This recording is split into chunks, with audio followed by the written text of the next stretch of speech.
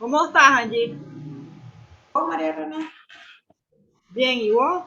aquí. Pues agradeciéndote la invitación, podernos reunir, aprovechar estos espacios. Quiero compartir la experiencia porque por ahí leí cuando se unió la cardiología con la oncología, cuando se encontraron por primera vez. Y esto nace porque los pacientes oncológicos comparten muchos factores de riesgo con los pacientes que tienen factores de riesgo cardiovascular para presentar un evento cardioembólico. Si bien es cierto de que la oncología ha tenido muchos avances actualmente, estos todavía se basan en las quimioterapias que fueron desarrolladas hace más de 60 años.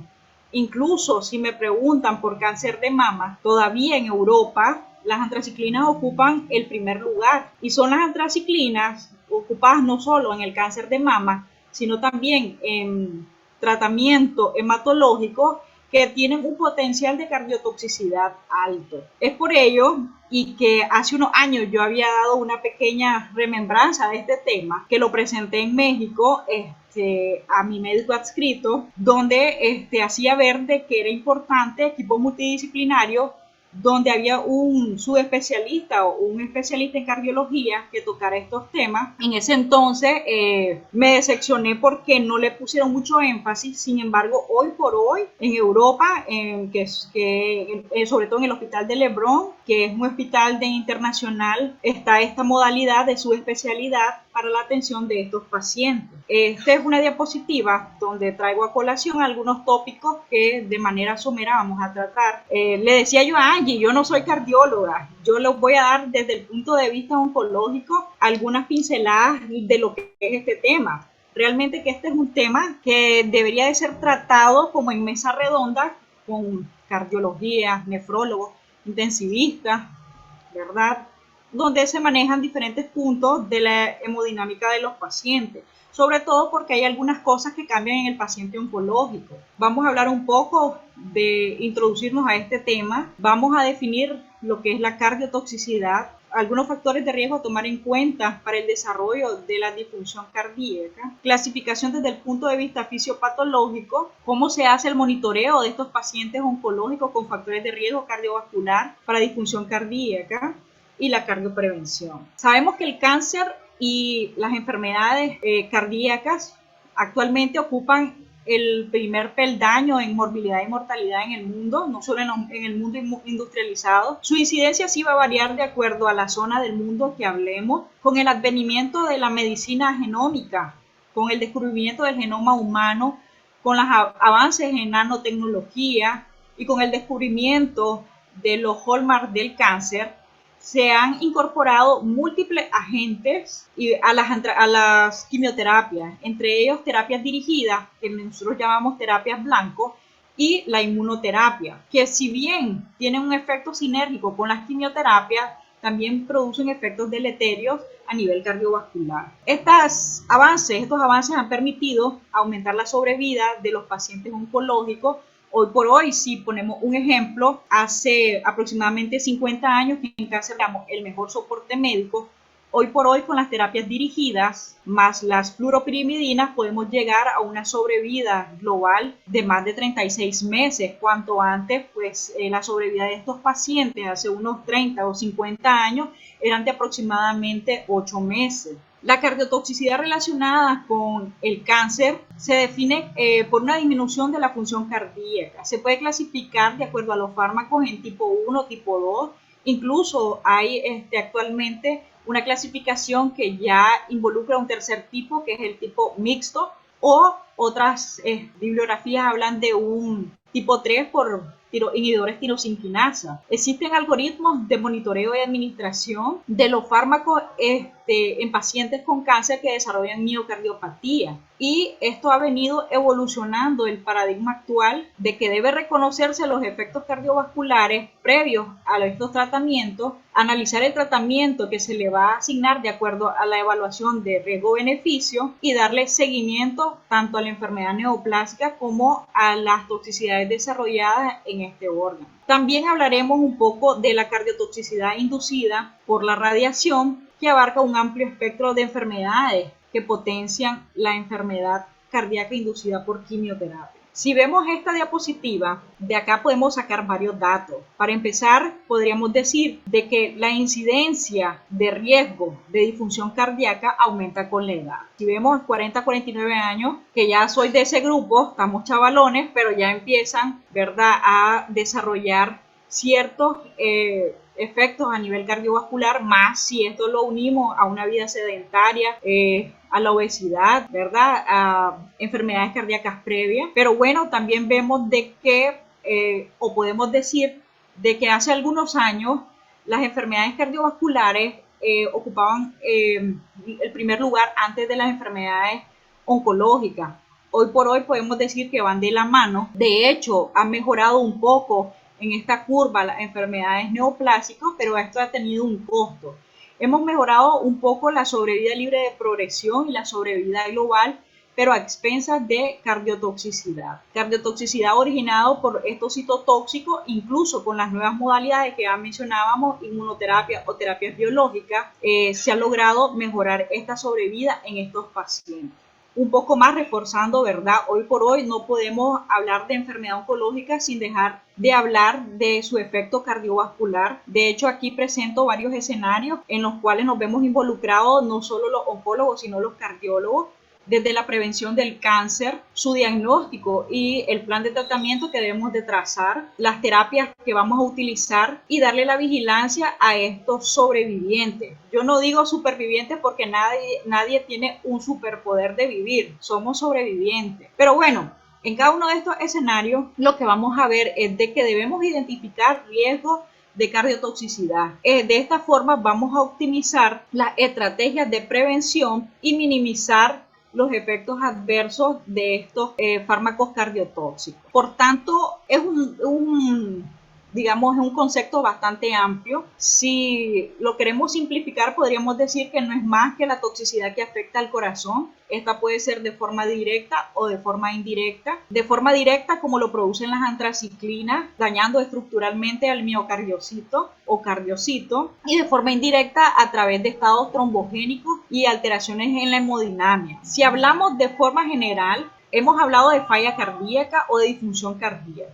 Pero hoy por hoy sabemos que estos fármacos no solo producen daño al corazón de forma directa, también lo producen a través de desarrollo de arritmias, de hipertensión arterial, de enfermedades cardiovasculares, enfermedades valvulares, de prolongación del QT. Como decíamos, a la cabeza de muchos neoplasias tenemos las antraciclinas. Las antraciclinas son, digamos, el estándar en cáncer de mama. Damos 4 ciclos, lo hacemos de inhibir lo que es la cadena del DNA a través de la topoisomerasa. Esto produce una disfunción sistólica del ventrículo izquierdo, pero también terapias dirigidas que se supone que tienen menos efectos secundarios, como son los antiangiogénicos, como el sunitinib o el bevacizumab, también producen disfunción del ventrículo izquierdo. De hecho, no solo las antraciclinas producen esta disfunción. Nosotros en cáncer de mama lo utilizamos o la asociamos con ciclofosfamida, el famoso esquema AC/4. También la ciclofosfamida produce cardiotoxicidad. Esto aunado a que secuencialmente en aquellos pacientes que son HER2 positivos y que debemos de darle un bloqueo anti-HER2 con trastuzumab y pertuzumab, le añadimos una cardiotoxicidad mayor, que son sumatorias. Vemos de que muchos fármacos antimetabolitos, como son el fluoracilo que se utiliza en cáncer de recto, en cáncer de colon, con el bevacizumab también producen isquemia miocárdica. Nosotros en México lo utilizamos bastante, el esquema cada 14 días. Hoy por hoy, yo aquí en Nicaragua he tenido pacientes que han tenido vasoespasmos coronarios, que han tenido infartos miocárdicos, y lo que no se conoce, no se describe o lo vemos grave. La verdad que yo siempre le explico a los pacientes de que utilizar una quimioterapia es un medicamento que tiene muchos efectos, incluso la muerte. Y es así que en los 3 años que yo tengo de ejercer aquí en Nicaragua, más o menos la muerte o infartos por fluoracilo asciende mío a 5 pacientes, así de la noche a la mañana. Bueno, también tenemos fármacos que pueden prolongar el QT. Sabemos que la prolongación del QT refleja la repolarización y esto predice a aquellos pacientes que van a tener una disfunción cardíaca, incluso de forma subaguda, y también fármacos que pueden elevar la presión arterial, como son los compuestos platinados. Estos a nivel renal producen falla renal aguda, ¿verdad? Y de forma indirecta pueden elevar la presión arterial, pero también sorafenib puede elevar la presión arterial, sunitinib, que se utiliza para cáncer renal, y las interleucinas y los interferones. De hecho, hasta hace unos 10 años que se utilizaban los interferones y se utilizaban las interleucinas para el tratamiento de melanoma. Sin embargo, estos pacientes tenían que estar en una unidad de cuidados intensivos porque los efectos secundarios al sistema cardiovascular eran así, intensos, que algunos no salían de la unidad de cuidados intensivos. Para la incidencia es muy difícil porque no es como una incidencia homogénea. Va a depender, uno, del grupo farmacológico del que hablemos, dos, de la dosis acumulada. Algunos agentes citotóxicos son más tóxicos dependiendo de la dosis acumulada. Para traer a ejemplo, tenemos aquí la doxorubicina. Tenemos dosis acumuladas de 400, que su incidencia está en 3 al 5%.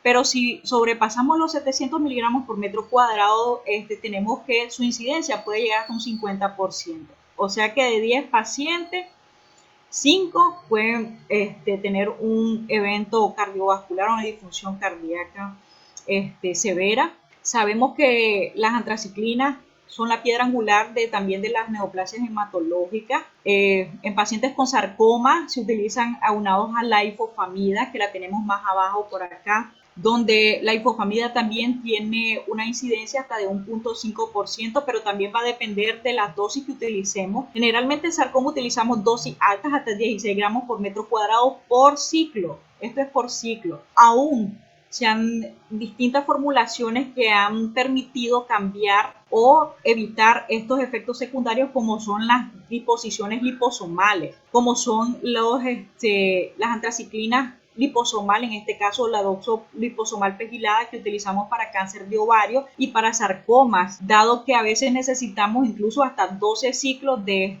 estos agentes y evitar la cardiotoxicidad. Sin embargo, podemos ver acá con las antraciclinas liposomales de que su incidencia llega hasta un 2%. Siguiendo, si analizamos el esquema que damos a un cáncer de mama, secuencial primero un AC4 y después damos taxano, en este caso docetaxel o paclitaxel, tenemos que tiene una incidencia hasta un 13%, y el paclitaxel un poquito menos, bueno, menos del 1%, pero si sumamos, damos antraciclina, damos ciclofosfamida y posterior damos otros 4 ciclos de paclitaxel o docetaxel, estamos rebasando el 50% de esos pacientes que pueden llegar a desarrollar cardiotoxicidad. Acordémonos también que estos pacientes, algunos desarrollan la proteína HER2, la tienen sobreexpresada hasta un 30%, y esos pacientes van a utilizar anticuerpos monoclonales. Los anticuerpos monoclonales son terapias dirigidas. A diferencia de la quimioterapia, estos anticuerpos lo que hace es dirigirse a esta proteína, dirigirse a su receptor que se encuentra en la membrana celular, unirse a su receptor, dimerizar y bloquear la cascada que permanece activa en pacientes con cáncer de mama que sobreexpresan esta proteína. Bueno, pasando a esto, estos pacientes que recibieron 4 ciclos de antraciclina con ciclofosfamida, posteriormente 4 ciclos de taxano y le agregamos trastuzumab y pertuzumab, como los estudios de Emilia Cleopatra, que demostraron pues aumento en la sobrevida global y sobrevida libre de progresión, le estamos todavía aumentando hasta un 20% de incidencia en estos casos. Ahora, en las terapias dirigidas con receptores tirosina quinasa, como el sunitinib y el pazopanib, aunque tienen menos efectos a nivel gastrointestinal, vemos aquí que la incidencia de eventos cardioembólicos es alta, hasta un 19% con sunitinib, 11% con pazopanib, sorafenib, que es la única terapia dirigida que tenemos para hepatocarcinoma, hasta un 8%, imatinib, que es la única terapia demostrada para sarcoma de Gilles, hasta un 2.7%. Entonces son incidencias porcentuales que no son despreciables. un poco cómo hacemos esto de la dosis acumulada. Si vemos aquí solo este agente, antraciclina, y me dirijo a esto porque son los más estudiados, va a depender de la dosis acumulada. ¿Cómo sabemos cuál es la dosis acumulada? Primero, el número total de ciclos por la dosis totales, y esto lo dividimos entre la superficie corporal y eso nos da la dosis acumulada. Más o menos con 4 ciclos podrán dar entre 250 y 400 miligramos por metro cuadrado, que son los 3 a 5% de incidencia. Existen otras formulaciones que son menos cardiotóxicas, como es la epirubicina, pero su costo es mayor. Igual, pues la que la mirábamos en las diapositivas anteriores con un solo 2%, el costo comparado con la doxorubicina convencional pues es 10 veces mayor. Entonces no es como algo que esté a la mano de cualquier paciente oncológico. Pero ¿desde cuándo se viene hablando de la cardiotoxicidad? Hablar de cardiotoxicidad nos remonta a los años 70. Me gusta la historia, yo siempre en mis exposiciones traigo algo de historia de la oncología o relacionado a los temas que estamos viendo. En este caso, uno de los primeros fármacos fueron las antraciclinas. Una de las primeras antraciclinas que fue sintetizada fue la daunorubicina, que recibe este nombre por su pigmento rojo. Es un honguito que se encontraba en una región de Italia, de un hongo que se llama Streptomyces peuceticus, y de ahí se obtenía pues esta quimioterapia. Lo que hace es, su mecanismo de acción es unirse de forma complejo con el DNA, ¿verdad? Y de esta forma lleva a la molécula a muerte celular programada. Pero desde esta época, desde 1970, en que las antraciclinas se utilizaban en niños con leucemia o en niños que tenían enfermedades hematológicas, se observó que no solo habían efectos agudos, como eran la náusea, los vómitos, la leucopenia, la neutropenia o la trombocitopenia, sino también que en aquellos que tenían unas terapias de mantenimiento por largo tiempo, se observaban taquipnea, taquicardia, insuficiencia pulmonar, falla cardíaca e hipotensión. Entonces, se miraba que había respuesta con estos pacientes, pero estas respuestas eran cortas. Entonces, tenían que mantener esquemas por mucho tiempo con antraciclinas, pero esto lo que traía son, a largo plazo, eventos cardiovasculares. Entonces, un niño que sobrevivía más de 10 años, pues no tenía una calidad de vida como tal, porque esa calidad estaba pues siendo interferida por efectos cardiovasculares, algunos mortales. Posteriormente, ¿verdad? La experiencia ha ido mejorando con la innovación y la percepción de terapias biológicas, terapias dirigidas, las cuales han permitido investigar qué pacientes se benefician de estas terapias. Ya mencionábamos que en aquellas pacientes que son triple positivo o aquellas que expresan el HER2, se benefician de utilizar trastuzumab, pertuzumab o Kadcyla, que se utiliza en estas pacientes para mejorar la sobrevida libre de progresión y sobrevida global. Se hizo este estudio en el año 2002, donde se trató de obtener un estimado de aquellos pacientes que recibiendo trastuzumab podían desarrollar una disfunción cardíaca. Esto lo que se trataba era de caracterizar por severidad, por tratamiento empleado, los resultados obtenidos y evaluar las dosis acumuladas de antraciclina. Es un estudio retrospectivo, ya sabemos qué significa un estudio retrospectivo, ¿verdad? Que carece de datos robustos o datos que no tengan sesgo. Pero bueno, estos eran los primeros estudios, y aquí pues se definió de acuerdo a los criterios diagnósticos, ¿verdad? Para insuficiencia cardíaca, se clasificó de acuerdo a la New York Heart Association, se documentó la severidad, se estimó la dosis acumulada de antraciclinas y de trastuzumab, y los resultados que se obtuvieron fueron de que se encontró un incremento del riesgo de enfermedades cardiovasculares o disfunción cardíaca en aquellos pacientes que habían utilizado trastuzumab, pero sobre todo el riesgo era mayor en aquellos que habían recibido un esquema de quimioterapia previo con antraciclina más ciclofosfamida. Como vemos aquí en los resultados, hasta un 27%, pero el riesgo era menor cuando se utilizaba con fármacos como los taxanos, en este caso paclitaxel, que se reducía un 13%, y si era que solo se daba el trastuzumab, hasta un 3 a un 7%. Es por eso que esto sentó las bases para que hoy por hoy los oncólogos no se nos ocurra dar antraciclina junto con trastuzumab. Sí lo damos, pero de manera secuencial. Primero los 4 de neoadyuvancia, los 4 ciclos, posteriormente otros 4 ciclos con taxanos, los pacientes se operan y posteriormente, pues si es un HER2 sobreexpresado, damos trastuzumab. En conclusión del estudio, pues se asoció un incremento del riesgo de disfunción cardíaca en aquellos pacientes que habían utilizado antraciclinas previamente. En esta gráfica lo que observamos es que va a depender la incidencia o la probabilidad de eventos de acuerdo a la dosis acumulada. Entre mayor sea la dosis, mayor serán los eventos desarrollados. Pero por muchos años y muchos estudios se ha intentado definir lo que es cardiotoxicidad. Vemos de que en el 87 Schwartz, utilizando como esquemas a base de doxorubicina, trató de definir la cardiotoxicidad como aquella que disminuía un 10 puntos o tenía como basal un 50% o era mayor de 50% y un descenso del 10%. Igual, posteriormente, otros han intentado definir utilizando clasificaciones como la de New York Heart Association, pero si vemos, pues la mayoría, lo que vemos es de que hay un descenso de la fracción de eyección de al menos 10 puntos o que tenga una basal menor del 55%. Hasta la fecha, pues esto ha ido variando con el tiempo y veremos más adelante la Sociedad Europea de Cardiología y qué dice la ESMO. Uno de los conceptos que se ha mantenido de cómo definir cardiotoxicidad de forma global es de que puede ser una miocardiopatía con disminución de la fracción de eyección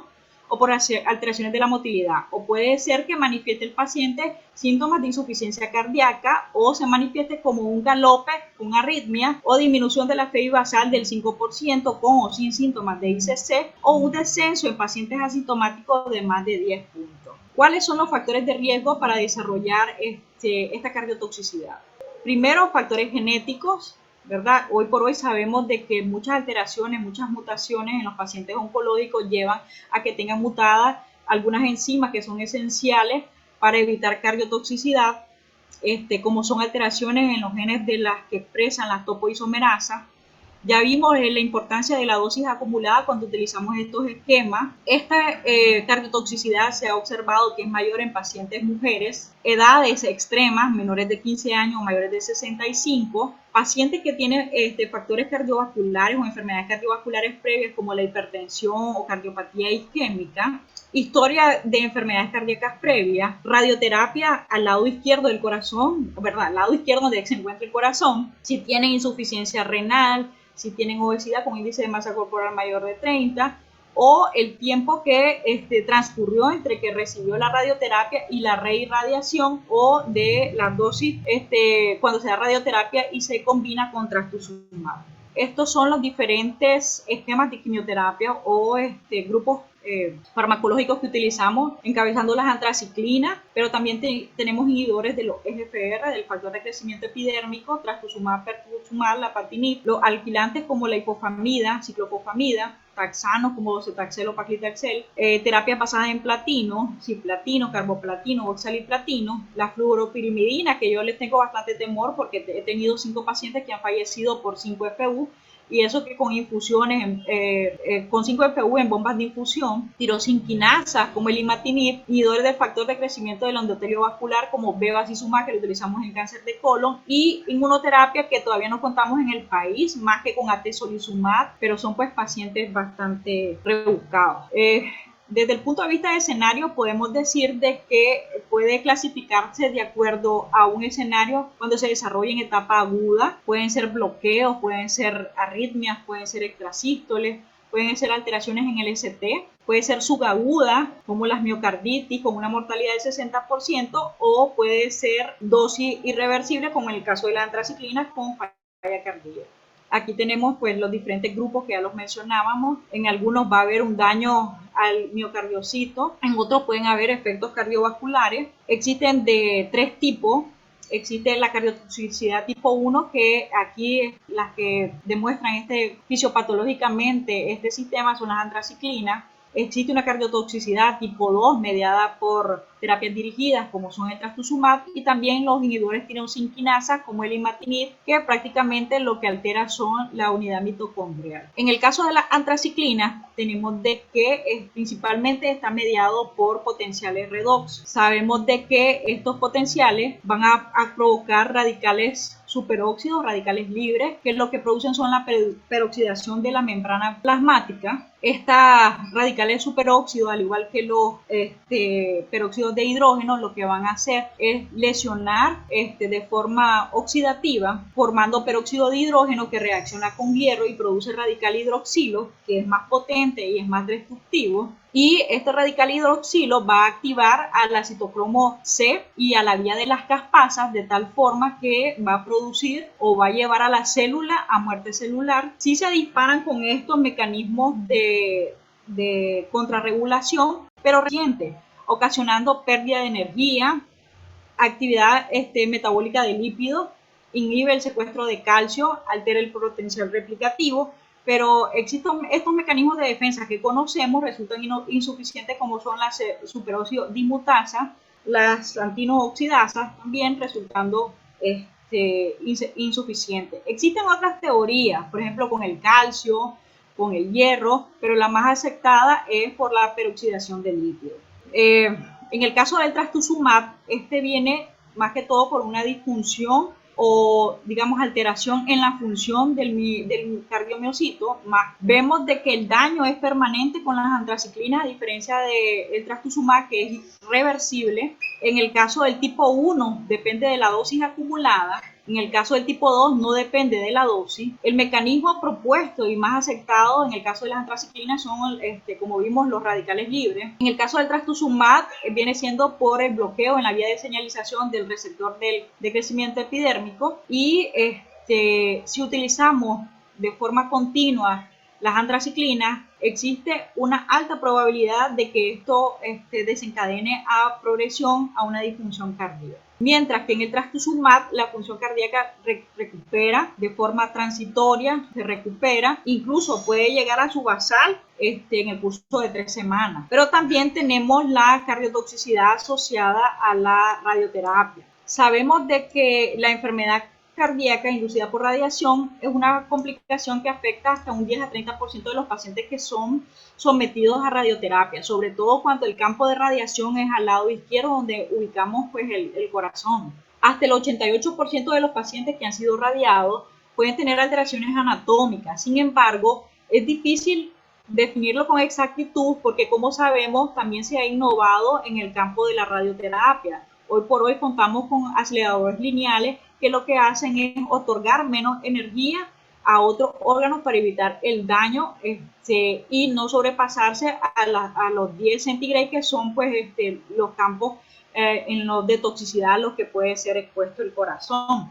Tenemos que mencionar algunos factores de riesgo que pueden desencadenar la cardiotoxicidad cuando damos radiación, como es sobrepasar la dosis de 30 a 35 grays o una dosis por fracción de 2 grays, o que el volumen de irradiación sea mayor al lado izquierdo, que la edad temprana a la exposición sea en menores de 15 años, sobre todo en los niños que padecen de linfoma o leucemia, son los que más padecen estas cardiotoxicidades. ¿Cuánto fue el tiempo de exposición? El uso de quimioterapias previas cardiotóxicas, si se utilizó trastuzumab o no en conjunto con la radiación. Hay varios estudios que dicen de que si es al lado izquierdo que se está irradiando, hay efectos de que utilizando junto con el trastuzumab puede dar fibrosis pulmonar y fibrosis también a nivel del corazón. Y también factores cardiovasculares como la diabetes, la hipertensión, las dislipidemias, la obesidad y el tabaquismo. En cuanto a la fisiopatología, se produce una inflamación aguda, aumenta la permeabilidad de la célula endotelial, hay liberación de citocinas proinflamatorias, puede haber fibrosis por depósito de miofibroblastos, por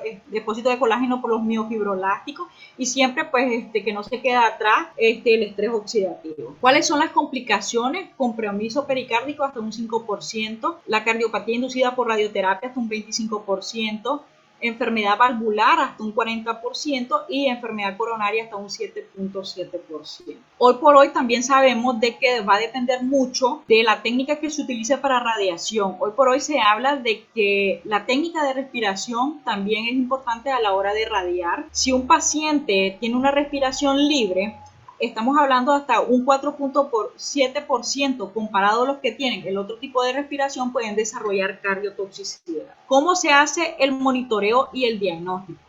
Bueno, las guías europeas de cardiología, vuelvo y repito, no es mi campo, estamos dando el punto de vista oncológico, lo que nosotros conocemos y llevamos a cabo, ¿verdad? Me gustaría, pues, si podemos dar el punto de vista del cardiólogo, y sería interesante. Pero lo primero que mandan las guías es a estadificar a los pacientes de acuerdo a su estado de enfermedades cardiovasculares, en bajo, moderado, alto y muy alto, porque esto nos va a permitir definir aquellos pacientes que tienen un riesgo alto y muy alto y iniciar cardioprotección. Existen diferentes modalidades en el monitoreo de estos pacientes. Algunas tienen ventajas y desventajas. Lo que nosotros conocemos acá en el país son las técnicas de ecocardiograma bidimensional y tridimensional.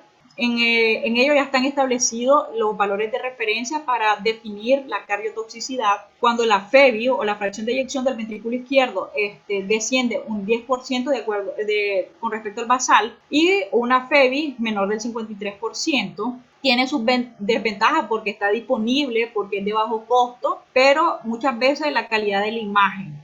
Yo también he visto estudios donde el expertise influye bastante. Qué tanta experiencia tiene el cardiólogo en cuántos ecos ha hecho, si tiene, digamos, otro ojo de monitoreo, eso influye bastante.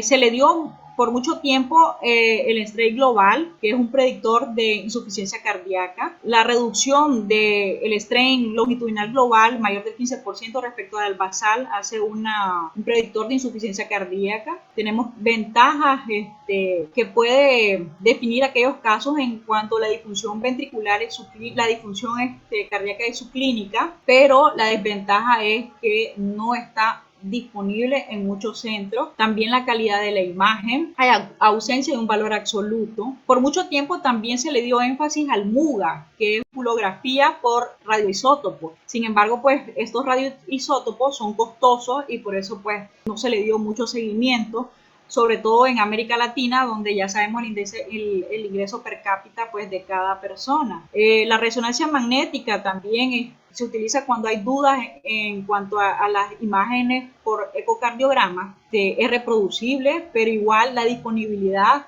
no en todos los centros contamos con resonadores, ¿verdad? Y también debe haber entrenamiento para la interpretación de estos datos.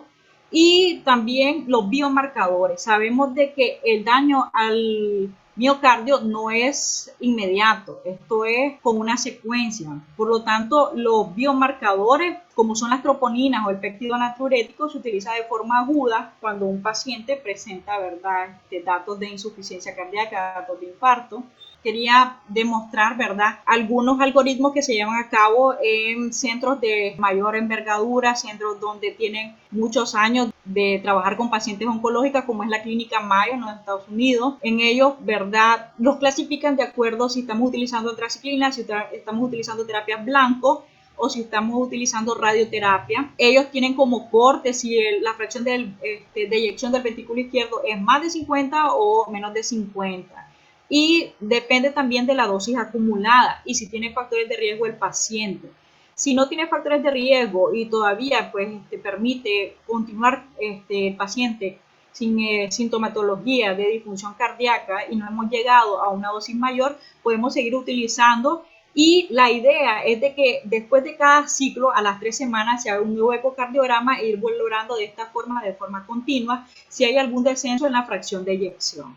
En cuanto al inicio del trastuzumab, aquí lo dividen igual, si es mayor o menor de 50, si es menor de 50 y si tiene efectos potenciales cardiovasculares. Si se inicia la terapia con trastuzumab, se debe evaluar, debe tener un ecocardiograma basal y a los 3 meses, que son las 12 semanas, evaluarse nuevamente cómo está la fracción de eyección. Si el paciente tiene síntomas de insuficiencia cardíaca o no, si disminuye más de 10 puntos o su fracción de eyección era menor de 40, entonces se decide descontinuar, ¿verdad?, y reevaluar a las 4 semanas. En otros casos, donde esta es menor de 40, lo que se evalúa es riesgo-beneficio e incluso se hace una dosis de descalaje si los factores de la enfermedad neoplásica lo permite dar una dosis menor reducida en estos pacientes. En cuanto a la radiación, se debe tener un ecocardiograma basal. La verdad que esto es más por clínica en cuanto a la radiación que por ecocardiograma. Y se está evaluando si tiene ruidos cardíacos, si tiene angor pectoris, si tiene datos, síntomas y signos de disfunción cardíaca o síntomas neurológicos. Entonces, esto nos va a permitir mandar los estudios pertinentes, ecocardiograma o ultrasonido carotidio. En caso de que no tenemos algunos datos, podemos enviar una resonancia magnética. Y es importante que a los 5 años después de haber cumplido esta radioterapia, se le vuelva a hacer o evaluar la fracción de eyección incluso a los 10 años del primer estudio, que fue evaluado en niños que habían sido tratados con leucemia y enfermedades hematológicas. Esos efectos se observaron hasta los 10 años. En cuanto a las guías que nosotros manejamos, las guías que son las guías europeas, ellos lo dividen si la fracción de eyección es menos de 40, si es menos de 50 pero arriba de 40 y si es más de 50. En los 3 escenarios, ellos recomiendan cardioprotección, terapias cardioprotectoras y considerar alternativas que no sean cardiotóxicas en aquellos pacientes que tienen una fracción de eyección menor de 50, mayor de 40 y ir haciendo el monitoreo en cada ciclo en cuanto son quimioterapias. También tenemos de que existen también enfermedades coronarias causadas por las fluoropirimidina, compuestos platinados, inhibidores del factor de crecimiento del endotelio vascular y radioterapia. También hay drogas asociadas a arritmias, puede presentar bradicardias, taquicardias, bloqueos, fibrilaciones, taquicardias supraventriculares y muerte súbita, sobre todo con antraciclina y fluoropirimidina. Sí he tenido un paciente en estos 3 años que presentó una muerte súbita. Como decíamos, también hay que tener cuidado porque algunos tienen prolongación del QT y esos son predictores de forma aguda para ver que aquellos pacientes que puedan desarrollar disfunción cardíaca. ¿Cuáles son las estrategias de cardiotoxicidad o para prevención de la cardiotoxicidad? Primero, las formulaciones. Como vimos con las antraciclinas, se formuló la doxoliposomal pegilada, que es el mismo compuesto, pero en cubiertos de liposomas, que lo que hacen es de que se entregue directamente donde se encuentre el tumor sin producir los efectos secundarios que conocemos. Pero también especial énfasis a compuestos que reducen la producción de radicales libres, como es el de rasoxano. Sin embargo, estos son costosos y no los tenemos aquí en el mercado. En cuanto a las antraciclinas, siempre tener presente cuándo son las dosis acumuladas en estos pacientes, cuánto llevamos, y también pues las guías recomiendan estatinas, beta bloqueantes y inhibidores ARA2. Tenemos aquí 3 estudios, ¿verdad? Uno de los más mencionados, el Overcome o el PRADA, en donde se recomienda iniciar con cardioprotectores, pero aquellos que sean sintomáticos. Y se recomienda, pues primero, equipos cardio-onco-hemato para prevención, diagnóstico y tratamiento. Estratificar el riesgo cardiovascular desde el inicio que estamos viendo al paciente. En algunos casos, aquellos que tienen alto riesgo o riesgo moderado a alto, se recomienda que lo vea de entrada el cardiólogo. Recomendar hábitos de vida saludable y control de los factores de riesgo. Utilizar fármacos cardioprotectores. Tratar precozmente la disfunción ventricular. Sobre todo evitar las interrupciones en la administración de los fármacos antineoplásicos. Y sobre todo la formación de estos equipos multidisciplinarios es para optimizar el tratamiento cardiovascular y antitumoral. A grosso modo, esa era la presentación. Para hablar de cardiotoxicidad realmente se necesita más tiempo. Hay que ver el punto de vista del cardiólogo. Muchísimas gracias nuevamente por aceptar la invitación. Estuvo muy interesante y sí, vamos a programar una clase más para continuar con este tema que está muy bonito y ver el punto de vista de cardiología. Dice, buenas noches. El manejo de la insuficiencia cardíaca, el síndrome coronario agudo, arritmia secundaria, quimio, ¿es igual o se hace algo diferente? La verdad se siguen las mismas guías de la Sociedad de Cardiología. Lo que cambia un poco son los fármacos que podemos utilizar en pacientes oncológicos en cuanto a eventos tromboembólicos, hablando de, digamos, heparinas, pero prácticamente seguimos las mismas guías. Lo que sí que estos pacientes tienen un riesgo mayor comparado con una persona que no tiene una enfermedad neoplásica, pero las directrices son las mismas. Doctora Mairena, excelente, muchas gracias. Yesmer, gracias por la clase, doctora. Carlos Sirias, muchas gracias por la clase. Bueno, no, tú también nos puedes hacer un comentario, Angie, del punto de vista de terapia intensiva. En terapia intensiva, con respecto a la pregunta del tratamiento de los pacientes, la insuficiencia cardíaca causa de cualquier tipo, ya sea por cardiotoxicidad, siempre se debe tratar de la misma manera.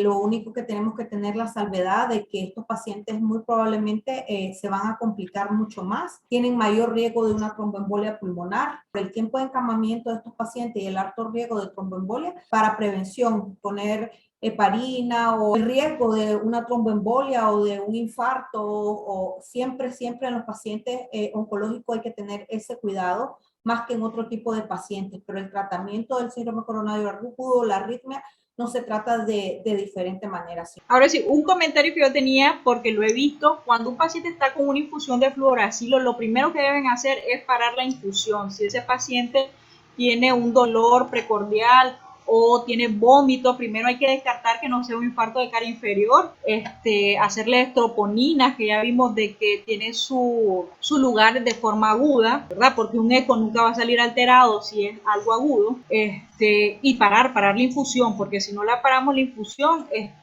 donde va a parar pues es en otro plano astral. Buenas noches. Buenas noches. Quería solamente a manera de comentario, mi nombre es María José López, soy residente de oncología, gracias pues a la página de cardiología, terapia intensiva, pues porque siempre miro que son muy pro docencia e invitar muchos docentes excelentes como la doctora Arauz, pues, y es bueno estas pláticas porque en el caso de los pacientes oncológicos, muchas veces ellos debutan no solamente de forma aguda, como decía la doctora, sino también de forma subaguda. Y es probable que lleguen a la emergencia con arritmia, prolongaciones del QT o otros cambios cardiovasculares que no necesariamente tienen que ser de tipo infarto y que a veces pasan desapercibidos y no recabamos la historia de que el paciente oncológico ha recibido una terapia cardiotóxica, y es importante pues en general pues como internistas a la emergencia y todos los que nos relacionamos con la parte de la gravedad de los pacientes, pues